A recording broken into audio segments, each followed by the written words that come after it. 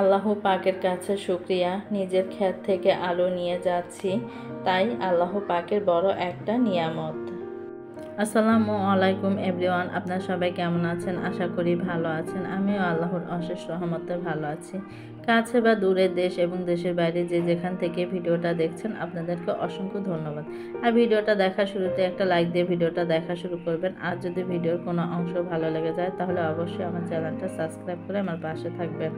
এই তো দেখেন আমার এই জায়গা দিয়ে কিন্তু অনেক আলু উঠিয়ে ফেলেছে। আর আলুগুলো উঠিয়ে কিন্তু এক মনে করেন যে জায়গায় মানে ভুরিয়ে রেখেছে, তারপর কিছু আবার টুকরির ভিতরে রেখে দিয়েছে। অনেক আমাদের মতো অনেক মানুষ কিন্তু আসছে আলু নেওয়ার জন্য, কারণ তাদেরও এখানে জায়গা আছে। আর যারা আলু চাষ করে মনে করেন যে যখন আলু উঠায় তখন কিন্তু সবাইকে ডাক দেয়, সবাই এসে কিন্তু নিয়ে যায়।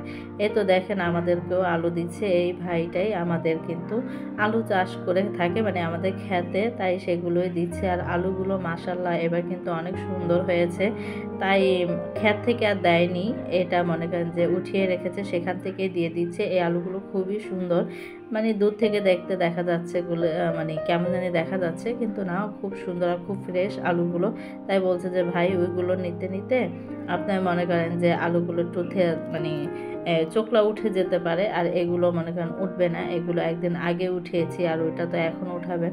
তা আমি আগের বারও এরকম করেছিলাম, যখন আমার ক্ষেত থেকে আলু নিয়েছিলাম তখন মনে করেন যে মানে যখন উঠাচ্ছে তখনই নিয়েছিলাম, তখন বস্তায় ভরে বাসায় এনেছিলাম। তখন দেখেছি যে আলুগুলো মানে কেমন ছিলে গেছে, তাই আর রিস্ক নিয়ে ওই আলুগুলো নিইনি। কারণ আলু নিয়ে কিন্তু অনেক দিন, প্রায় 4-5 মাস বা 2-3 মাস এরকম খাওয়া হয়, এই কারণে আর মানে ওই রিস্কটা নেইনি। তাই মনে করেন যে একদিন আগে যে উঠিয়েছে, আমাদের ক্ষেতেরই একদিন আগে উঠিয়েছে, সেই আলুগুলোই নিচ্ছিলাম। আর মাশাআল্লাহ আলু কিন্তু এবার মানে ফলন খুব ভালো হয়েছে। তাই আমাদের বলছিল যে এবার আলু খুব ভালো হয়েছে। এখানে দেখতে দেখা যাচ্ছে যে অল্প কিছু আলু, কিন্তু নাও অনেক আলু, মানে আমার এই এক বস্তা কিন্তু ভরে গেছে।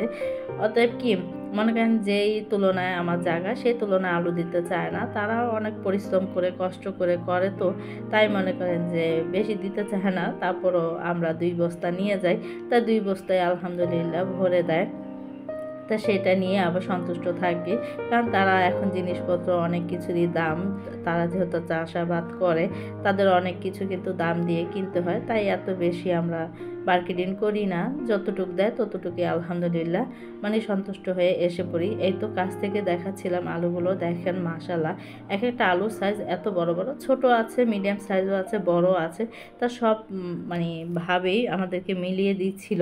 তার মনে করেন এক সময় দেখা যায় যে তরকারিতে বড় আলু লাগে, যেমন মাংসের ক্ষেত্রে, তারপর মাছের ক্ষেত্রে মিডিয়াম সাইজ, আর গুঁড়া আলুটা কিন্তু ছোট মাছ দিয়ে খেতে কিন্তু ভালোই লাগে। তাই মনে করেন সব সাইজেরই আলু দিয়েছে। আর এখানে যে আলুগুলো আছে দেখেন, এই আলুগুলো কিন্তু আমার এক বস্তা সম্পূর্ণ হয়ে যাবে। তাই বলছিলাম আল্লাহ পাকের অশেষ রহমত, কারণ অনেক কষ্ট করে জায়গা রেখেছি, সেই জায়গা থেকে আলু খেতে পাচ্ছি। কারণ অল্প অল্প করে টাকা জমিয়ে কিন্তু মনে করেন যে সফলতার মুখ দেখেছি, জায়গাটা রেখেছি দেখেই কিন্তু সফলতার মুখ দেখতে পেয়েছি। তারপর আবার মনে করেন এই তো আলু নিতে পারছি, আল্লাহ পাকের বড় একটা নিয়ামত।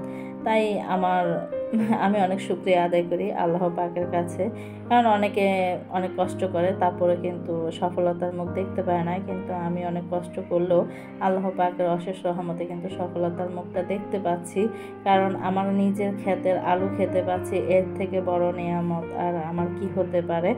তাই আল্লাহর কাছে অনেক শুকরিয়া আদায় করি। যত মানে শুকরিয়া আদায় করব আমার মনে হয় ততই কম হয়ে যাবে। তাই বলছিলাম কিছু আপু ভাইয়ারা যারা মনে করেন যে অল্প অল্প করে কিছু যদি টাকা জমিয়ে থাকেন হাজব্যান্ডের অল্প ইনকামে, তাহলে কিন্তু অনেক কিছু করা সম্ভব।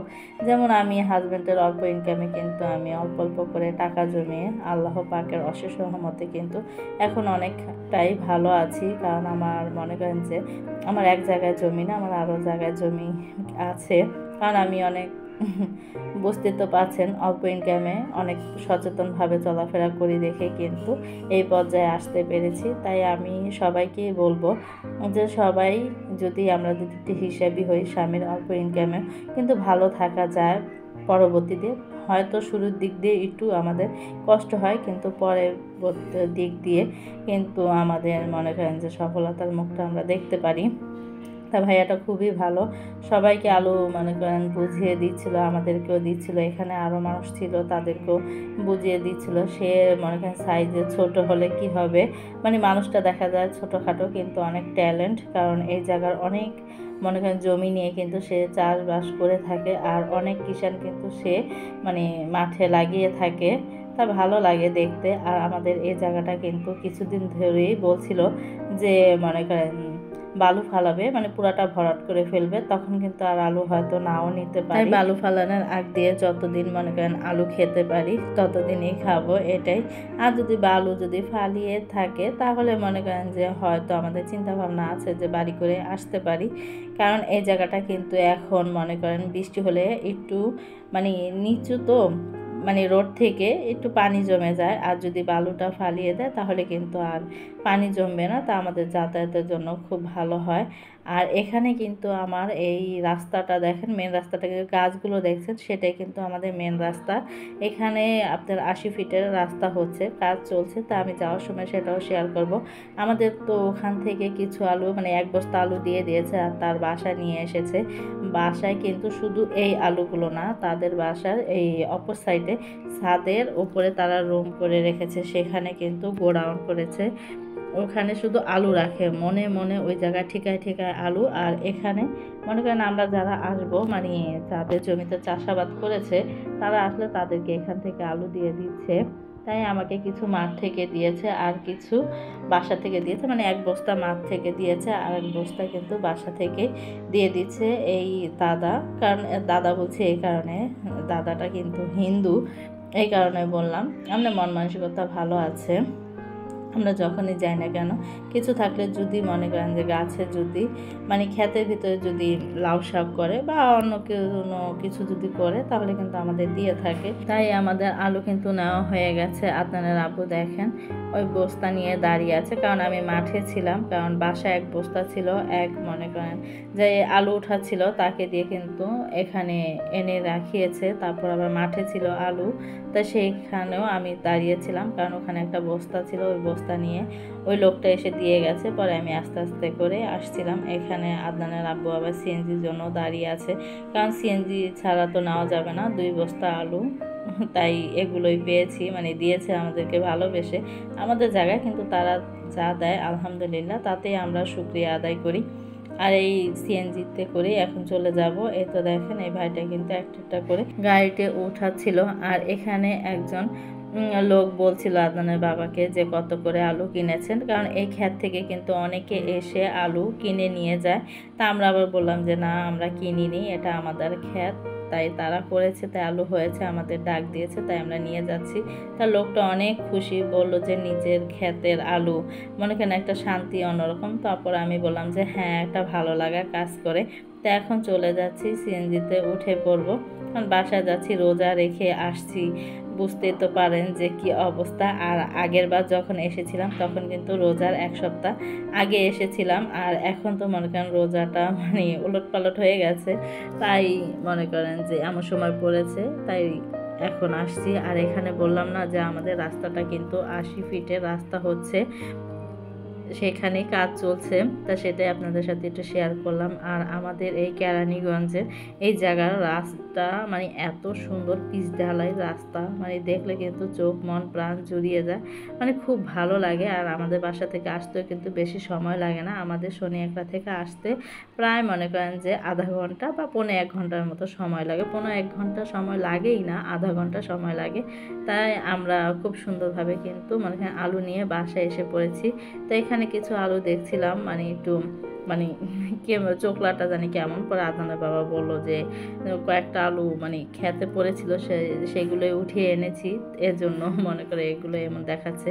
এই তো দেখেন আলুগুলো কিন্তু মাশাআল্লাহ খুবই ফ্রেশ আর খুবই সুন্দর। বাসায় তো আলু নিয়ে এসে পড়েছি, এখন তো মনে করেন যে সবাইকে ভাগ ভাগ করে দেব, কারণ আমার নানির বাসার কিছু মানুষ আছে, ফুপির বাসায় কিছু, মানে আমার দাদির বাসায় কিছু মানুষ আছে, মানে আমার খালারা মামারা, তারপর আবার চাচারা ফুপুরা, তা সবাইকেই কিন্তু আমি আমার ক্ষেতের আলু সবাইকে মনে করেন দিয়ে খাই, আর সবাইকে দিয়ে খাওয়ার মজাই কিন্তু আলাদা। পরে আমার এখানে যা আছে ওই যাকেও দিতে হবে। আমার বড় যা কিন্তু ও মানে ওই ভাবি অনেক আলু নিয়ে আসে, তাই তাকে দেওয়া লাগে না। আর আমার ছোট যা তো এখানে জায়গা নেই, তাই আমার ছোট যাকে দিতে হয়।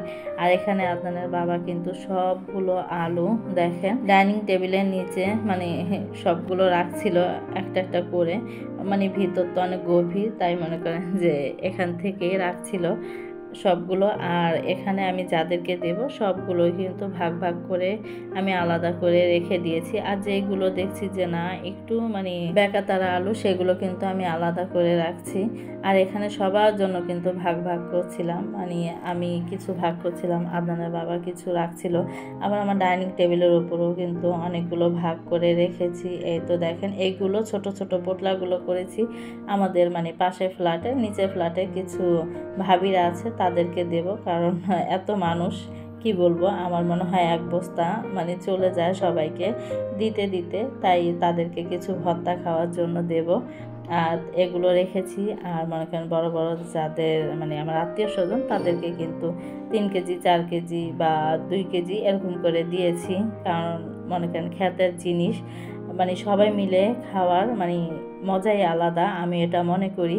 আর মনে করেন নিজের ক্ষেতের জিনিস সবাইকে দিতে পারলেও কিন্তু ভালো লাগা কাজ করে। তা আমি প্রতিনিয়তই যখনই আনি না কেন আমি কিন্তু আমার ক্ষেতের আলুটা বিশেষ করে মানে আমি সবাইকে দিয়ে খাই, আমার কাছে একটা ভালো লাগা কাজ করে।